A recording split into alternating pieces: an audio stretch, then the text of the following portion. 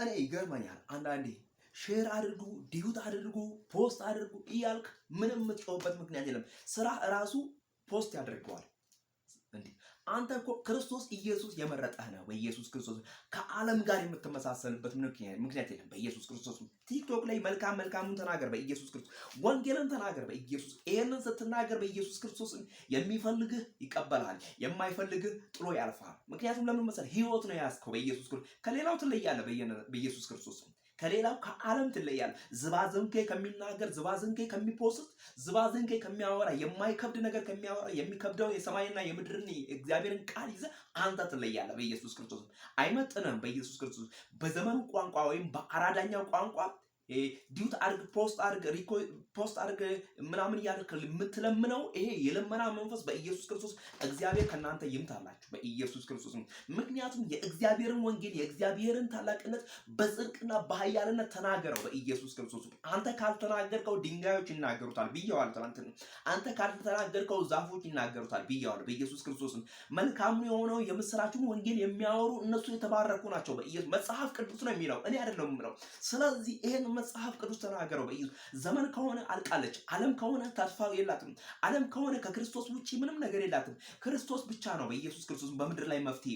ለብዙዎች መፍትሄ ነው ብሎ ያስቀመጡት ነገር መፍትሄ ሊሆን አልቻለም።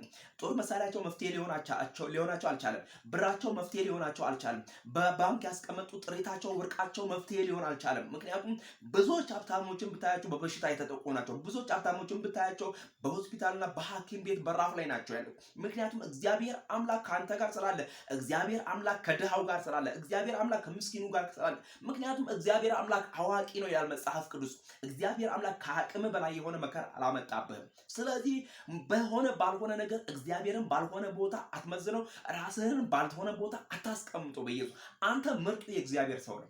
አንተ ለእግዚአብሔር የተለየ ወገን ነው። ምክንያቱም በአንተ ላይ ያለው ጸጋ ለዓለም የሚበቀር፣ በአንተ ላይ ያለው ጸጋ አጋንንትን የሚያባርር ጸጋ፣ በአንተ ላይ ያለው ጸጋ የሰማያዊን ወንጌል የሚያወራ ጸጋ ነው። በኔ ላይ ያለው ጸጋ ይሄንን ነው የሚያወራው። ስለዚህ ዓለም እንደምታደርገው አታድርግ። እንደ ዓለም ከዓለም ኮፒ አታድርጉ በጌታ በኢየሱስ ክርስቶስ። ዓለምን አትምሰሉ በኢየሱስ ክርስቶስ። ዓለምን አትኮርጁ። ቢኮርጁ ወንጌልን ይኮርጁ እንጂ እናንተ ዓለምን አትኮርጁ። እናንተ የአባቴ ብሩካን፣ እናንተ የአባቴ ቅዱሳን፣ እኔ ወንድማችሁ መስፍን ነኝ በኢየሱስ። ይሄንን መልእክት ዛሬ በ25 6ኛ ወር ላይ 2018 ላይ ሳስተላለፍላችሁ እንደ እግዚአብሔር ሰው፣ እንደ እግዚአብሔር አገልጋይ፣ እንደ እግዚአብሔር ልጅ በእግዚአብሔር ታምኜ ነው የምናገረው።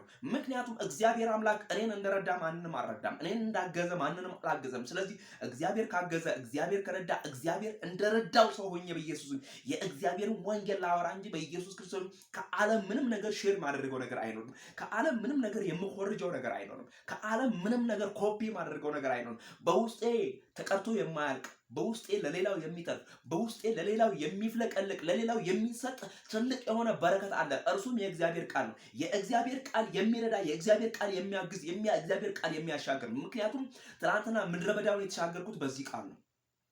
ትናንትና አጋንንት ወደ አጠገቤ ያልቀረበው ከዚህ ቃል የተነሳ ነው። ትናንትና ዲያብሎስ ያለፈኝ በኢየሱስ ክርስቶስ በዚህ ቃል ነው። ጠላቴ የሸሸኝ በዚህ ቃል ነው። ምክንያቱም የእግዚአብሔር ምሕረት በስቶልኝ ነው ብያቸዋለሁ። የእግዚአብሔር ቸርነት በስቶልኝ ነው ብያለሁ። የእግዚአብሔር ቸርነት በስቶልኝ በዚህ አቁሞኛል። እኔን እግዚአብሔር ከረዳኝ፣ እግዚአብሔር ካገዘኝ፣ እግዚአብሔር አቅም ከሆነኝ፣ እግዚአብሔር ብርታት ብቃት ከሆነኝ የእግዚአብሔርን ወንጌል እናገራለሁ። ምክንያቱም ከዓለም የምንኮርጀው ምንም ነገር አይኖርም። እዚህ ውስጥ ህይወት አለ፣ እዚህ ውስጥ ሞት አለ፣ እዚህ ውስጥ ሰላም አለ፣ እዚህ ውስጥ ደስታ አለ፣ እዚህ ውስጥ የእግዚአብሔር በረከት አለ። ስለዚህ ይሄንን አውጣው፣ በእግዚአብሔር ፊት ተደፋ፣ የእግዚአብሔርን ስም ጥራ። ጌታ ለዘላለም ይባረክ። አንተ የእግዚአብሔር ልጅ ነህ። አንተ በመስቀል ላይ የተከፈለልህ ዋጋ ትልቅ ነው። ስለዚህ እግዚአብሔር እንዳለው ሰው ሁን እንጂ እንደ ዓለም አትሁን። ጌታ ለዘላለም ይባረክ። ጻድቅ በእምነት ይላል መጽሐፍ ቅዱስ ያለ ፍርሃት ይኖራል ይላል። ዓለምን የሚያናውጠው አንተን አያናውጥም። ምክንያቱም ብትሞትም ወደ እግዚአብሔር ነው የምትሄደው። ምክንያቱም እኛ በምድር ላይ ስንኖር ጊዜያዊ ነው፣ ድንኳን ነው። ይሄ ቦታ የተቀመጥንበት ቦታ፣ የምንኖርበት ቦታ ድንኳን ነው። አሁን የሚያሰቃየን መከራ፣ አሁን የሚያስቸግረን ነገር እግር መንገዳችን የሚመታን እንቅፋት እንጂ የሚጥለን አይደለም። ምክንያቱም እግዚአብሔር አምላክ ከኛ ጋር ነው ያለው። የሚረዳን አምላክ፣ የሚያግዘን አምላክ ከኛ ጋር ነው። እግረ መንገድን የሚመታን እንቅፋት በኢየሱስ ክርስቶስም እየናከው እለፈው። ጌታ ለዘላለም ይባረክ። አምላኬ እንደ ባለጠግነቱ በክብር በክርስቶስ ኢየሱስ የሚያስፈልጋችሁን ሁሉ ይምላባችሁ።